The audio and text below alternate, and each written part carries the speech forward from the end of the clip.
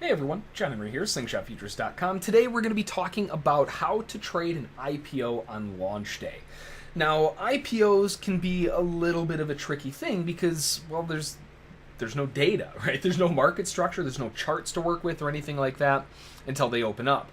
Now, today's example, we're going to be taking a look at USX, that's Uniform Sandy X-Ray, US Express Inc., which just opened up today. Now, first of all, a couple of things that I like taking a look at.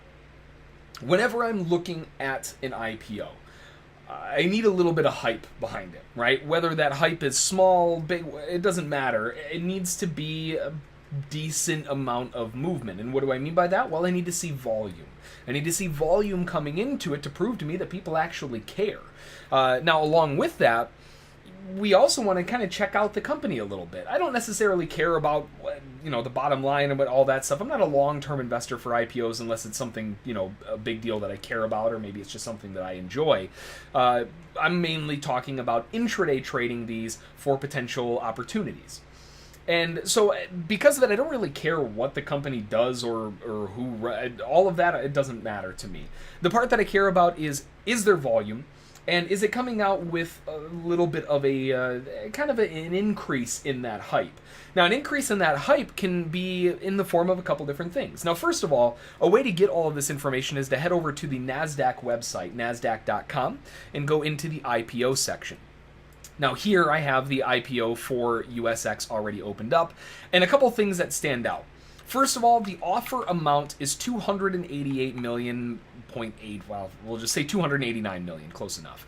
That's a decent size. It's not huge. There have been IPOs that are way bigger than that, but along with that, we also know that it's not a teeny tiny one that nobody really cares about. There's obviously a good amount of shares, and there is a good offer size on this. We're not talking like a $20 million offer or anything like that. We're looking at 289 million.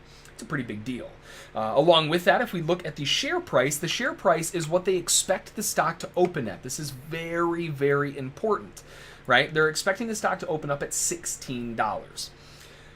Now, we're going to take that and say, okay, well, they're expecting it to open up at $16. We want to go in now and say, okay, well, if they're expecting it to open up at 16, I want to see it open up above that, right? I want to increase the hype. Not only is it a relatively decent sized stock and potentially a good amount of volume coming in, but is it also above what they were expecting it to come out as? And the more, the better. So in this case, $16 is the share price that they're expecting it to come out as. They have a good offer amount of over 100 million. That's the part that I care about. And they have about 32 million shares outstanding. Now, another thing that I like to keep an eye on is the lockup period, 180 days.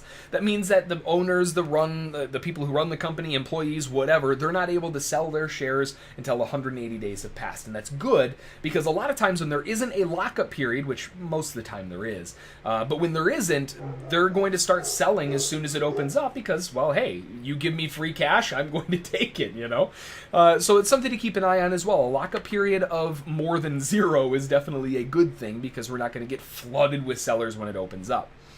Now, if it is something that maybe interests you, like the Spotify IPO, or maybe, back in the day, the Facebook IPO, or Tesla, or any of those other ones, and it's something that you really are interested in, check out the company website, start looking at the internals, make sure that everything lines up for a longer term play. Now, for me personally, I'm more of an intraday trader, but those are aspects that you might want to keep an eye on if you're planning on holding on to it for a lot longer period of time.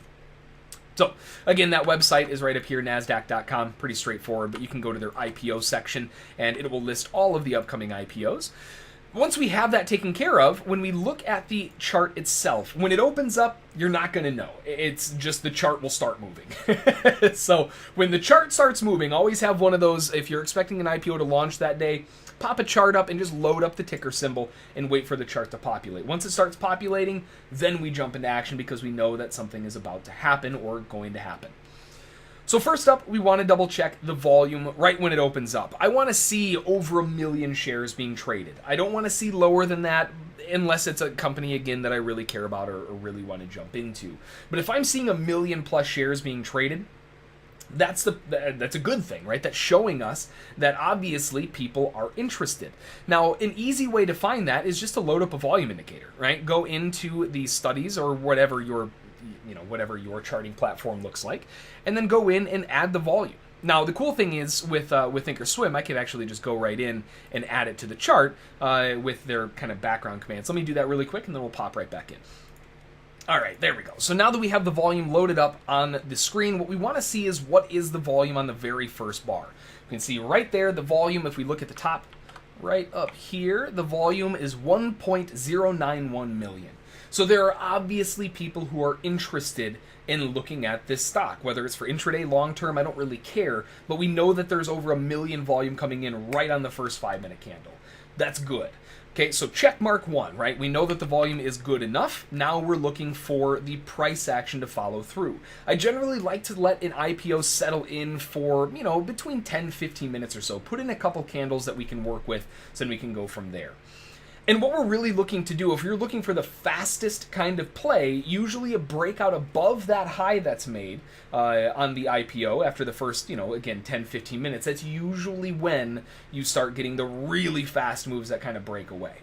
So in that case, while we're looking here, we know that, first of all, the IPO has a good amount of shares. It's a decent size of over 100 million on the offering, and the very first 5-minute candle has over 1 million volume.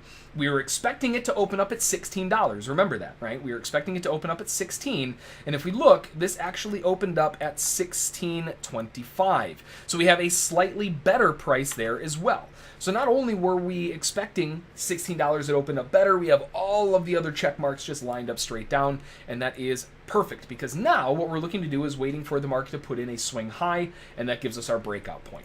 So if we look a little bit closer here, we can see they put in a bear bar to start the day off, and then a bull bar rush higher. Buyers probably buying the low of that, and they put in a swing high right there. That is our area of interest. So if we mark this up, that means that we're looking for a breakaway move above 1654. Generally, I want to see that breakout happen before 12 o'clock, preferably before 11, and the sooner the better, because that means that there's a lot of hype on the train that people are really trying to push it. Doesn't have to, of course, but I prefer it to happen sooner than later. So this breakout did happen a little bit later in the day. So because it happened a little bit later in the day, we have to adjust our expectations. I'm not expecting this to jump, $16 to the upside. I'm expecting probably a breakaway of 20-30 cents, and that will be good enough, right? I don't mind that. So when we see this move, because the breakout came in a little bit later in the day, we know that everything else is good. Check mark, check mark, check mark, all the way down the list. Now we're looking for a breakaway move above 1654. We have that breakaway move right there. That is one tick above that high at 1655, and you can see it rushed all the way up to 1675, and that's kind of the idea, right? We're looking for that quick move up and then catch that breakout move. And as soon as this starts pulling back, that's usually when all of the intraday breakout IPO buyers, that's when they start jumping ship. When you see a pullback like this, don't necessarily expect it to be, oh, look at all this strength, pull back buy. IPOs are a little bit of a different story. You got to be very careful on those pullbacks because they can get very nasty.